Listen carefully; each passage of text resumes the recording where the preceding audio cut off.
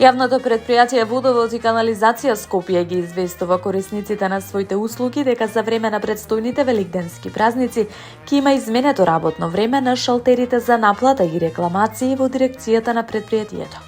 Според најавата, во петок шалтерите ќе работат само во прва смена, односно од 7:30 до 15:30, наместо вообичаениот режим на работа. Сабота на 11 април, граѓаните ќе можат да ги користат услугите на шалтерите во периодот од 9 до 14 часот.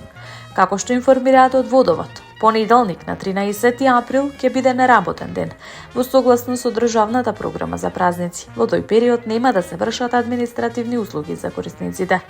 Од јавното предпријатие Водовод и канализација Скопје апелираат до граѓаните навремено да ги завршат своите уврски, со цел да избегнат евентуални доцнења или гужви во деновите со скратено работно време. Редовното работно време на шалтерите ќе продолжи од вторник, 14 април, кога услугите повторно ќе бидат достапни според вообичаениот распоред.